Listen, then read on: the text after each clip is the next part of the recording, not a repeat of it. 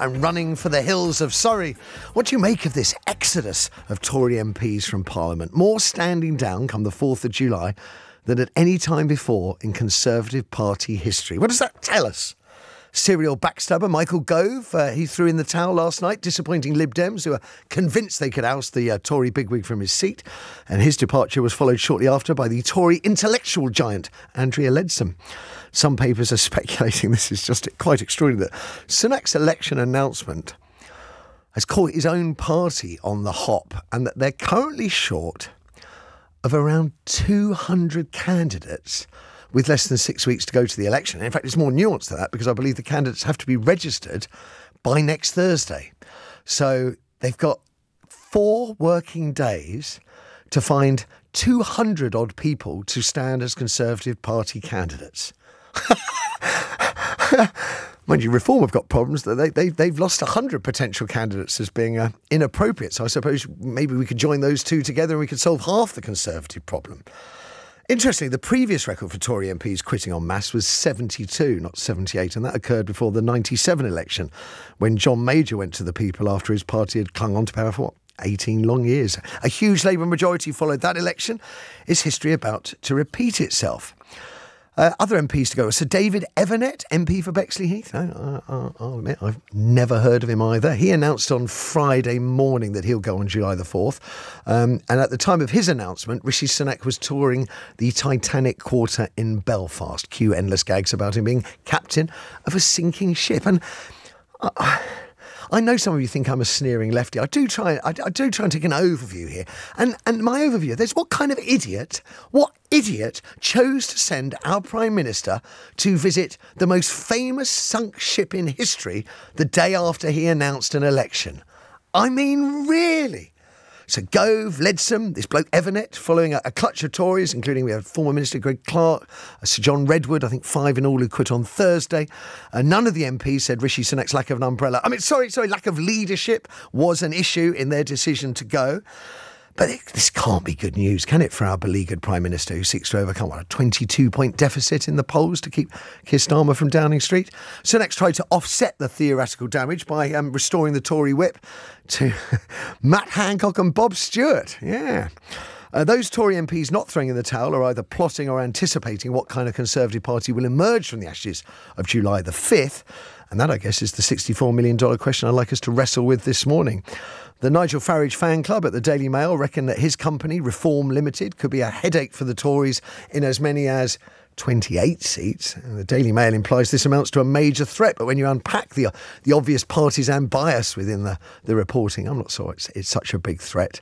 But stories like that and the relentless culture war nonsense peddled by the Telegraph do give the impression, in my view, that to those Tory supporters maybe who might struggle with their thinking, that shifting further to the right is the only way for the party to go from the 5th of July onwards.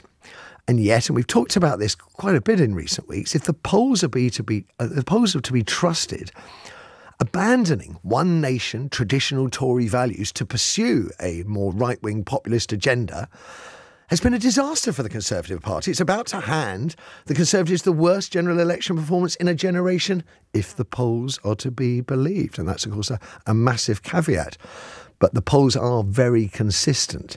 So what kind of person will sign up to become a potential Conservative Party MP, a Tory Party candidate at the next general election? I'm guessing that the 200-odd seats that must be filled are seats where the Conservatives are unlikely to win. So you have to ask the question again, what kind of person will wish to stand as a Conservative Party candidate at this general election, knowing they're almost certainly going to lose?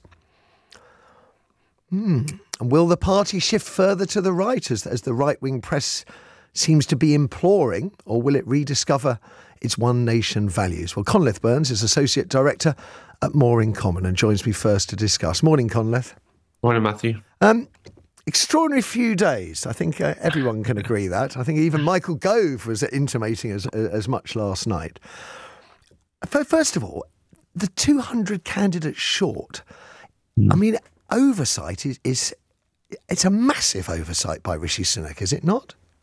Yes, it seems that the party who are involved in selecting these candidates have been caught a bit by surprise by Sunak's decision to go earlier than was expected. The second half of the year, it is 4th of July, is the second half of the year, but most people were expecting an October or November election, so the selection process was continuing. I would say that a lot of those seats are going to be seats that are unwinnable for the Conservatives, particularly in this election. But there now needs to be a candidate in Andrea Leadsom's seat, and that's a very safe seat.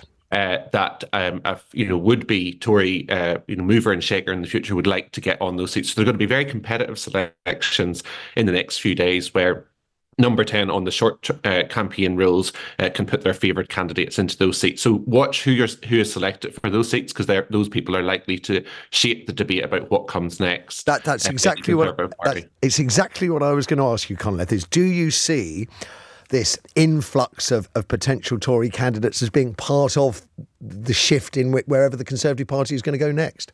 Well, that is the big question that's going to be here in the lead up to or during this general election campaign and then after the election campaign. And I think, the question is, how is the Tory party going to change, and will this campaign change it? Well, It has already changed, because you see the exodus of 78 MPs, Michael Gove going yesterday, and that, shocking news yesterday that he wasn't going to stand in Surrey Heath. Although, to be fair, I mean, the Lib Dem campaigners in Surrey Heath have felt they've had him on the run for a good couple of years, and were very confident they might be.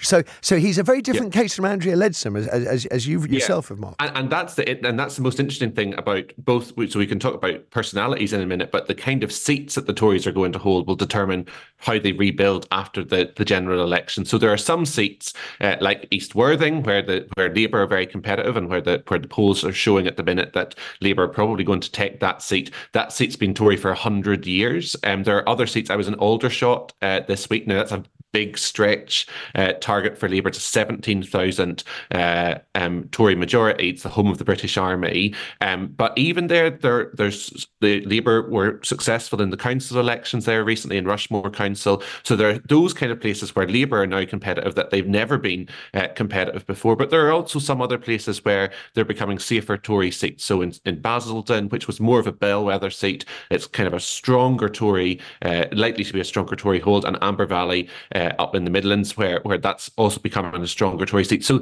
the electoral geography of the Tory party is changing. The question is whether the leaders or the would-be leaders of the future Tory party have internalised that, because that was the one thing that happened in 2019. Boris Johnson had a very successful campaign with a broad coalition, but they hadn't internalised that. They didn't know who their new voters were or how to speak to them. And so that's the kind of key question that we need to be focusing on the general election. So come on then, Conleth. What kind of Conservative Party will emerge from this next election?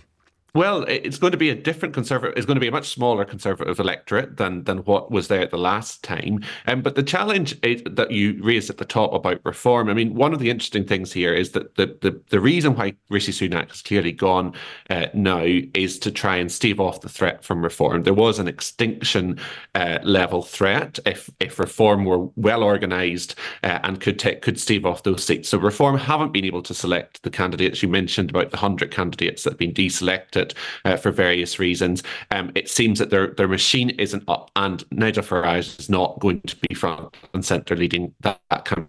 He's more interested in what's happening. Conleth, we're just, I think your line's going down there. That was Daleks-ing a bit there. I will love and leave you. You're jumping around in front of me, and hope to speak to you on a clearer line next. But I think points well made.